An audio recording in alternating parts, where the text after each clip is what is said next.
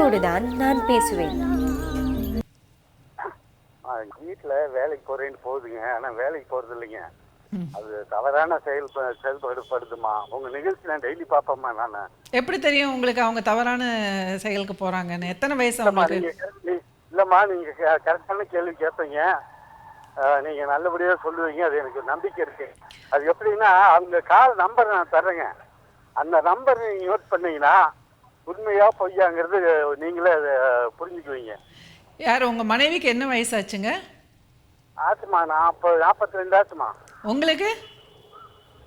அது கொஞ்சம் சரியில்லை. அவங்க தங்கச்சி ஒண்ணு இருந்துச்சுமா. ம். அது தங்கச்சி வழிகள் சரியில்லை. அதுக்கு அது மாதிரி இது கூட இருக்கக்கூடிய சில ஃப்ரெண்டுகள்லாம் கொஞ்சம் தவறான பாதைகள் தான். சரி, எத்தனை பிள்ளைங்க உங்களுக்கு? உங்களுக்கு என்ன வயசு? குறைச்சல விரும்பலமா, தப்பு நடக்குதம்மா. சரி, உங்க வயசு என்னாச்சு? நான் இதை சொல்ல விரும்புறேன். சரி, உங்க வயசு என்னாச்சு? எனக்கு 55 ஆச்சுமா. சரி, உங்களுக்கு ஒரு அடிபட்டுச்சுமா, தலையில கல்லு. அந்த தலையில அடிபட்டவங்க நான் சொன்னேன், பல தடவை சொன்னேன். இந்த மாதிரி வா போலாம், வந்து கூட ஒரு ஒரு 10 நாள் 20 நாள் நீ இருந்து அப்படின்னேன். ஏன்னா என்னால முடியாது, நான் வேலைக்கு போகணும் அப்படிங்குதுமா. சரி, நீங்க என்ன வேலை செய்துட்டு இருந்தீங்க? என்னம்மா? நீங்க என்ன வேலை செய்துட்டு இருந்தீங்க? இல்லம்மா, நான் இங்கதான் இருக்கேன், வீட்டுல தான் இருக்கேன். ஈரோடு திருநெல்வேலின்னு இருக்கேன். முன்னாடி என்ன வேலை? மெமரி லாஸ் நிறைய ஆகுதுமா. இது அப்படியே ரொம்ப நேரம் நம்பர் அப்படியே பதிவு பண்ணி வச்சிருந்தேன். அதனால தான் டக்குன்னு நான் ஃபோன் பண்ணேன். இல்லை, இப்போ உங்களுக்கு இந்த அடிபட்டு உடம்பு பாதிப்பு வர்றதுக்கு முன்னாடி என்ன வேலை செய்துட்டு இருந்தீங்க? Watch mechanical. சரி, இப்போ திருப்பி வாட்ச்மேன் வேலைக்கு போங்களேன். இல்லம்மா, வாட்ச்மேன் வேலைக்கு போகிறது பிரச்சனைமா. மெமரி லாஸ் நிறைய ஆகுது, ஞாபகம் மருந்து நிறையா போகுது. மெமரி லாஸ் நிறைய ஆகுது, ரைட் சைடு கை நிறைய ப்ராப்ளமா இருக்கு. சரி, உங்க பசங்க என்ன பண்றாங்க? பசங்க கரூர்ல இருக்காங்கம்மா.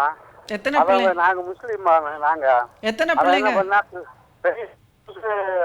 ஒரு லவ் பண்ணி இந்த பிள்ளை கல்யாணம் பண்ணிட்டா. அப்புறம் பையன் ஒண்ணு பிறந்திருக்கு, நல்லா இருக்காங்க. இப்ப அண்ணன் மண்ணை பார்த்து தம்பி அந்த வழிக்கே வந்திருக்கான். அவன் முஸ்லீம் பிள்ளைய இந்து பிள்ளைய லவ் பண்ணி பண்ணிட்டான். இப்ப தம்பி வந்து ஒரு தாழ்த்தப்பட்ட ஜாதி தான். நான் போய் பார்த்தேன், பரவாயில்ல, ஜாதி இருந்து நமக்கு வாழ போகுது, மனம் தான் வாழ போகுதுன்ட்டு. நல்லா இருங்க, அன்பா இருங்க, சரி என்னங்கிறது ஏற்பாடு பண்ணிக்கலாம் அப்படின்னு. சரி சரி, நான் நல்லபடியா தான் சொன்னேன். ஆனா இது கொஞ்சம் செயல்பாடு சரியில்லை, போய் சொல்லலம்மா. சத்தியமா, ஆண்டவர் சத்தியமா சொல்றேம்மா. ஏன்னா நீங்க கரெக்டா பேசுவீங்க, யாரா இருந்தாலும் நீங்க எடுத்து சொல்லுவீங்க. ஏன்னா இந்த மாதிரி கொஞ்சம் ஆளுங்க நடவடிக்கையும் சரியில்லைம்மா. அவங்க ஃப்ரெண்டுகளும் சரியில்லை, ஃப்ரெண்ட்ஸும் சரியில்லை.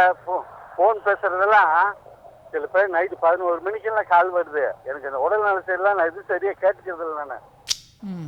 ஏன்னா இதை நீங்க கொஞ்சம் நீங்களா எப்படி அப்படி பேசி பண்ணீங்கன்னா சிலது இந்த நம்பரை நீங்க கொஞ்சம் நோட் பண்ணீங்கன்னா சில உண்மை தெரிஞ்சிடும். முடியுமாமா? நோட் பண்ண முடியுமாமா? அது வந்து கடினங்க, நாங்க அது பண்ண மாட்டோம். சரிங்களா? அப்படிங்களா? ஆமா, அது நம்ம செய்யக்கூடாது. போய் கம்ப்ளைண்ட் கொடுத்தது பிரச்சனை இல்லம்மா. அது கம்ப்ளைண்ட் ரொம்ப கேவலமாயிரும், அசிங்கமாயிரும். நான் அதுக்காக கடவுள் கிட்ட விட்டுடுங்க. தடுமாறிட்டு அப்படி நிக்கிறேன் நானு. இது வந்து தனியா இருக்குன்னு என்னென்னாம நிறைய இருக்கு. என்னையவே விரட்டுறதுக்கு வழி பண்ணுதுமா. மெமரி லாஸ் இல்லைன்னு ஏதோ குழப்புக்கு போயிடும், ஞாபகம் மருந்து நிறைய போகுது எனக்கு. அதுக்கு வைத்தியம் போனோம்மா. இங்க நம்ம இது சேலங்கிட்ட இருக்குல்லங்க ஆஸ்பத்திரி, அங்க போனேன். அவங்க என்ன சொல்றாங்கன்னா கூட ஒரு ஆள் வேணுங்க அப்படின்ட்டாங்க. இதுகிட்ட கேட்டது, நான்லாம் பார்க்க முடியாது, நான் வேலைக்கு போகணும் அப்படின்னு. வேலைக்குன்னு போறது இல்லம்மா, தவறான வேலைக்கு போகுதுமா. அது சத்தியமா சொல்றேம்மா. ஏன்னா நான் இதை ஏன் கேட்டுட்டு பார்த்துட்டு இருக்கேன்னா, நீங்களும் பார்க்காம ஒன்றும் வழி இல்லைம்மா எனக்கு. அப்படியே பொம்மை மாதிரி ஊஞ்சலாட்டிட்டு இருக்கேன். நான் வாட்ச் எல்லாம் ரிப்பேர் பண்ணுவேம்மா. நிலைகள் சரியில்லை, ரொம்ப என்னுடைய நிலைமைகளே ரொம்ப. எங்க அம்மாவும் கூட காப்பாற்ற முடியாம எங்க அம்மா போய் 1.5 மாசத்துக்கு முன்னாடி தவறிட்டாங்க, தங்கச்சி சேர்ந்து. ரொம்ப நிலைமைகள் சரியில்லைம்மா. இது ஆண்டவனா பார்த்து எனக்கு சொல்லி கேட்டுங்கம்மா நல்லா. ஏன்னா இல்லைங்க, அதனுடைய நம்பரை நீங்க நோட் பண்ணீங்கன்னா அது கால் வர வச்சு நீங்க அதை என்னங்கிறது புரிஞ்சுக்கலாமா. அப்படி வந்தாதாம்மா இது உண்மையா வரும். நான் சொல்றது நம்பக்கூடிய வாய்ப்பு வராது. சரிங்க ஐயா, உங்களோட கால் பண்ணி அந்த இது என்னமோ செட்ல வச்சிருப்பாங்களாம்மா, வர்ற கால் வந்து அப்படியே பதிவு அப்படின்ட்டு. அது வந்து சாதாரணமாக செய்ய மாட்டாங்க, அந்த நெட்வொர்க்லேயும் செய்ய மாட்டாங்க, நாமளும் செய்ய மாட்டோம். அது மாதிரி நம்ம கால் பண்ணிலாம் ஒருத்தரை கேட்க முடியாது. உங்களுக்கு வந்து உங்கள் மனைவியோட நடத்தையில் சந்தேகம் இருக்குது, அது உங்களுக்கு மன உளைச்சலாக இருக்குது, அது நம்மளுக்கு நல்லா புரியுது. ஸோ இதற்கு தீர்வு என்னவாக இருக்க முடியும்னா, நீங்கள் வந்து கொஞ்சம் அமைதிப்படுத்திட்டு கடல் கையில் விட்டுட்டு, நீங்கள் உங்களுக்கு உடம்பு வேறு சரியில்லை. ஏன்னா இப்போ யாராவது ஒருத்தர் வீட்டில் வந்து வேலைக்கு போவது அப்படிங்கிறது வந்து அவசியம்தான். இல்லாட்டினா உங்களுக்கும் உங்கள் மனைவிக்கும் வாழ்க்கைக்கு வேண்டிய பொருட்கள்லாம் என்ன பண்ணுவீங்க? ஸோ அதனால் அவங்க மனைவி வந்து வேலைக்கு போகிறாங்கன்னா அதை நம்ம ஒரேடியாக வந்து அதை தாழ்மைப்படுத்தி சொல்ல முடியாது. ஸோ அவங்களோட நிலைமை அவங்க வேலைக்கு போகணும்னு ஆயிடுச்சு, போகிறாங்க. அதே நேரத்தில் வந்து உங்களை கவனிக்க முடியல, அது வந்து உங்களுக்கு ஒரு வருத்தமாக இருக்குது. உங்களுக்கு உடல்நிலை ரொம்ப சரியில்லைன்னு நினைக்கிறேன். நீங்கள் வேணால் ஒன்று பண்ணலாம், உங்கள் மகள்கள்கிட்ட உங்கள் சில்ட்ரன்கிட்ட பேசிவிட்டு யாரோ வீட்லையாவது போய் நீங்கள் தங்க முடியுமான்னு பாருங்கள். யாராவது உங்களை கவனிச்சுக்குவாங்களா அப்படின்னு பாருங்கள்.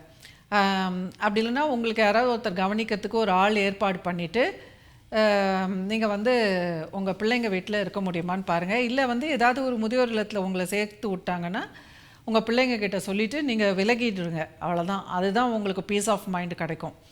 ஏன்னா மற்றபடி வந்து மன உளைச்சலோடு ஒருத்தங்க கிட்ட சண்டை போட்டுகிட்டே வயதான காலத்தில் இன்னும் ரிலேஷன்ஷிப்பை கெடுத்துக்கக்கூடாது. ஏன்னா இப்போ உங்களுக்கு வயதாகிடுச்சு, இப்போ மற்றவங்களை டிபெண்ட் பண்ணி இருக்கீங்க. ரொம்ப சண்டை கிண்டை போட்டு நாளைக்கு உங்களை கைவிட்டுட்டாங்கன்னா உங்களோட நிலைமை ரொம்ப கஷ்டமாயிடும். ஸோ அதனால் பிள்ளைகள்கிட்ட பேசிவிட்டு எனக்கு கொஞ்சம் மன நிம்மதி வேணும், அதனால் எனக்கு கொஞ்சம் ஏதாவது ஒரு முதியோர் இல்லத்தில் ஏற்பாடு பண்ணி விடுங்க, இல்லை உங்கள் வீட்டில் யார் வீட்லையாவது நான் வந்து இருக்கேன், எனக்கு தனியாக இருக்கிறதுங்கிறது கஷ்டமாக இருக்குது, அவங்க விட்டுட்டு வேலைக்கு போயிடுறாங்க.